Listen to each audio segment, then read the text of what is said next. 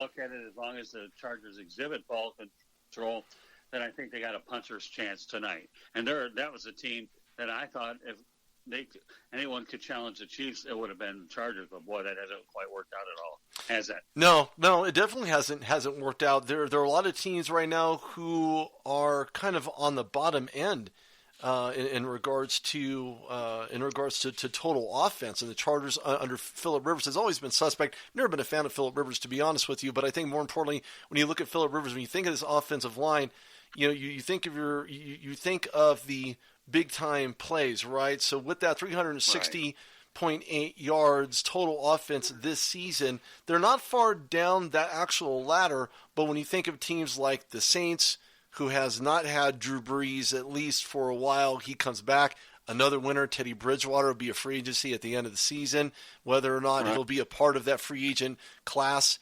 someone's going to give him some pretty top money. Of course, it was a big fault, but thank God they actually had a guy like Teddy Bridgewater to handle those. And, of course, the only unbeaten team right now, San Francisco 49ers, find themselves almost at 400 total yards of offense so far this season on a per game. I think more importantly, when you look at the Los Angeles Chargers, they've had consistently attendance issues for the last, at least this season. Is there any reason? I mean, what is your concept in regards to attendance problems at a very small stadium? And, of course, they're building that other one in Inglewood. It's going to house the Rams, going to house them as well. But what do you believe the actual situation is in regards to why are they not there, and are people just not wanting to come out from San Diego to drive 2 hours to get to L.A.? Well, number one, they shouldn't have left San Diego in the first place. And I blame that all actually on the city of San Diego for not getting them a stadium up to date. There was so much politics going around that relocation should never have happened in the first place. If there's ever a team that I thought should have gone to L.A., believe it or not, as a second team, I really believe, Rudy, it was the Raiders, since they had a previous tradition there anyhow. Didn't happen. Raiders in Vegas. Playing in that soccer stadium, to me, I understand why they did it. I don't applaud the move at all. I think they would have been. But then again, what choice do you have? They're always going to be second fiddle unless they win a Super Bowl, and who's to say that they are? I think the L.A. market is really a one NFL team market, not two. That's what I think.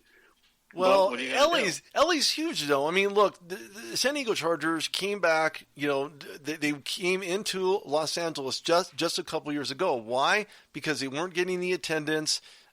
First and foremost. Secondly, their fans are relatively fickle down in San Diego. Sorry, San Diego fans, but that's just the truth.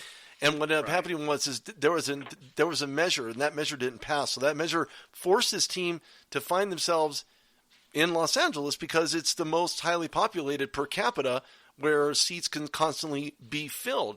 But I think that when you look at this turnkey LA Galaxy Stadium, now something that is now housing the Los Angeles Chargers, I just don't know that occupancy. Right. People want to see this soccer field, and it doesn't house a lot of people. And there are some amenities, don't get me wrong, but it's not like the high-end place where you can find everything that you want and to be able to have the type of luxuries that you would have at an actual stadium. And something like the one that they're building in Inglewood certainly has all of those amenities and then some. And I guarantee you, soon thereafter, you're going to find the Clippers with Steve Ballmer opening up some type of larger facility for the Clippers. Maybe Clipper Land. I don't know. Right. Well, but it just depends. Well, all I can tell you, Rudy, is I think $4.5 billion buys you a pretty good place to live. $4.5 billion, not million, billion, Billion. And I agree with you that Ballmer will get his place out in Inglewood as well. And I'll actually be going to L.A. in about 8 weeks, so you brought it up. But, remember, though, once upon a time, the Rams moved to Anaheim, and the Raiders occupied the Coliseum back in the 90s. And how did that work out? Then they ended up without – both teams ended up leaving. So I think – and ironically, the Raiders won a championship in L.A., and they were starting to build a following until they bolted back up to Oakland. Go figure. And then all of a sudden, two teams came back in.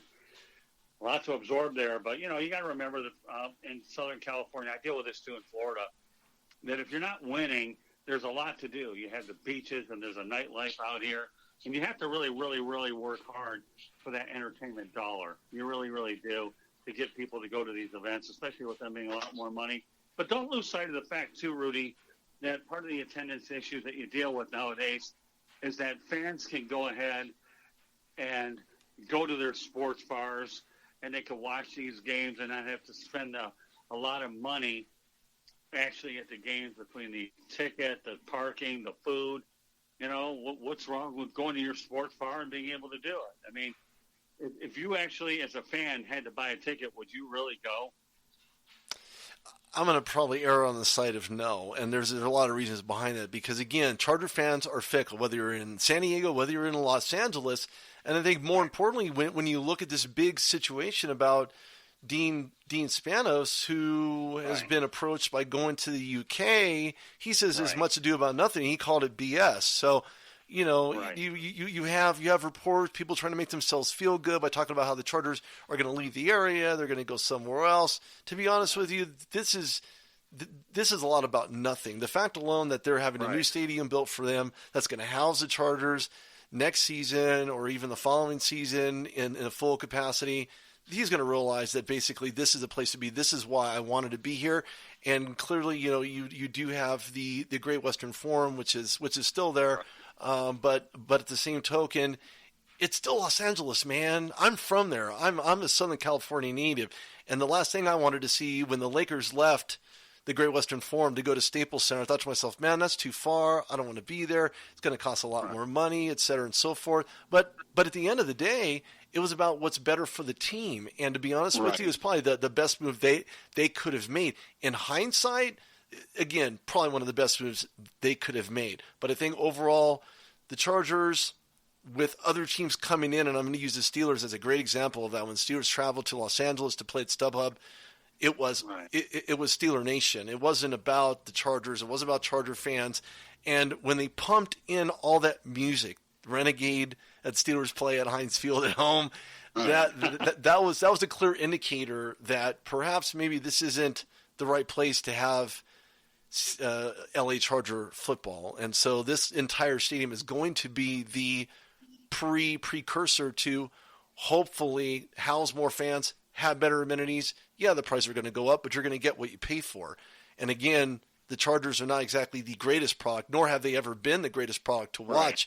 But nevertheless, it is football. And here in Denver, despite the Broncos with the record that they have, people are still going to watch. They're still going to listen. They're still going to buy tickets. They're still going to buy jerseys and all this other paraphernalia and so on and so forth. So at the end of the day, it's what is best for the team. I think Spanos is doing the right thing.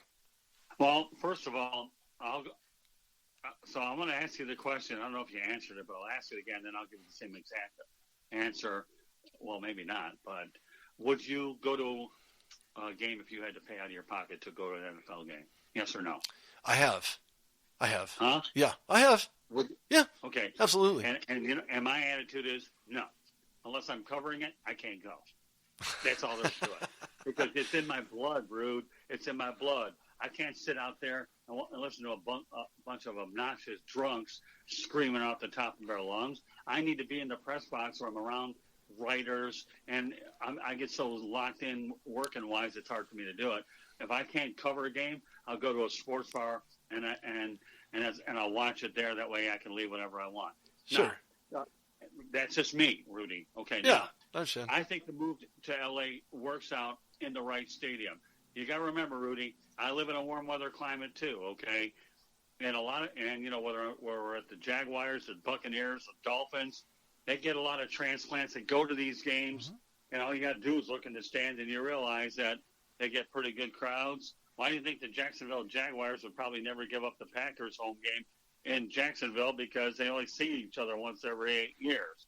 I remember when the Lions used to play the Buccaneers and the Packers and the Minnesota Vikings at the old Tampa Stadium, the transplants outnumbered the locals. So, you know, I think the Chargers will be fine in L.A., in the right building. I don't care about the Steelers music in there. How many Packers fans were over at that soccer stadium anyways, you know?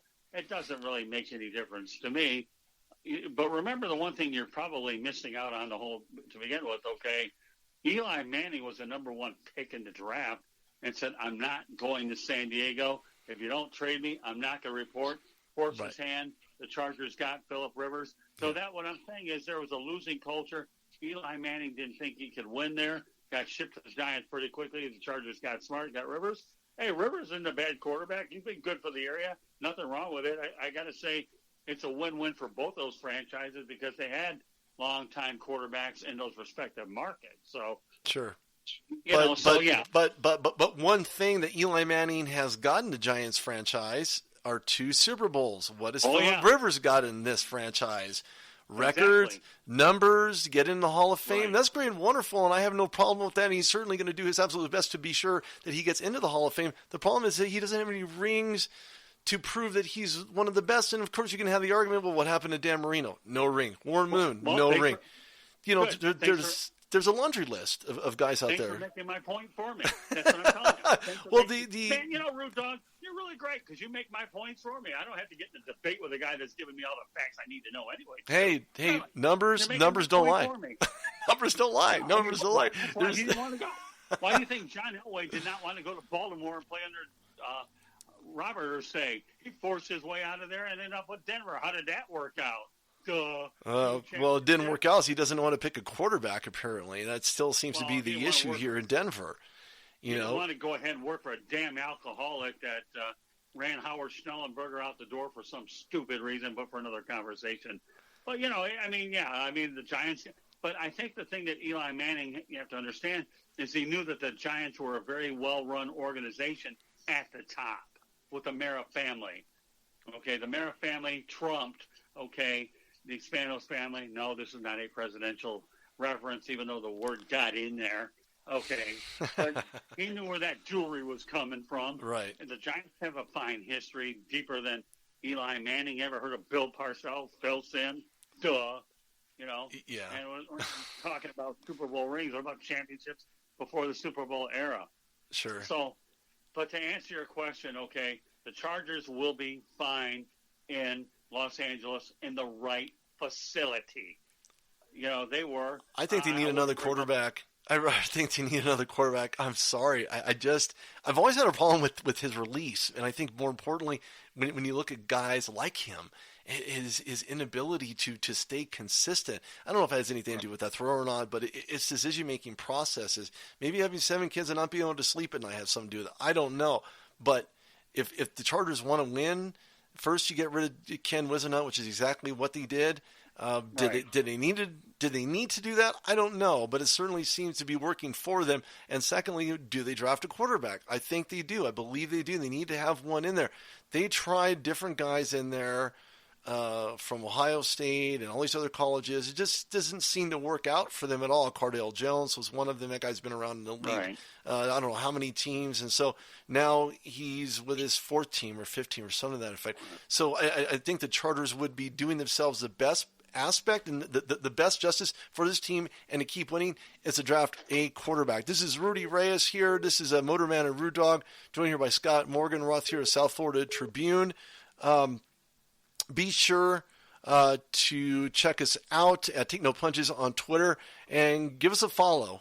Make sure you give us a follow. Check it out. I'm going to ask you for your final prediction. Who's going to win tonight between Josh Jacobs and Joey Bosa going back and forth? Or is Josh going to find those lanes to travel through? What is the final score, and who is your key playmaker, maybe your MVP of the game? Well, you know what? I'm going to go with the Raiders. I really am. I just love the guts of this team. I was hard on John Gruden last year when he was trading every good player on the planet like Khalil Mack. But you know what? I don't know why my gut feeling tells me that I'm going to go with the Raiders, but I'm going to do it anyways. I am. I just think that, they could relish the underdog role, Rudy, and why not? I mean, they're going to play hard in Oakland. They don't have many games left there anyways. What type of a score do I see at? Maybe a 21 or 21 type of game in favor of the Raiders. I could see Gordon getting better, more in sync with the offense. I like to think that Josh Jacobs is going to do well. So in terms of the quarterback matchup between Carr and Rivers, I think it's really a wash. Yeah, I just, I have a problem picking against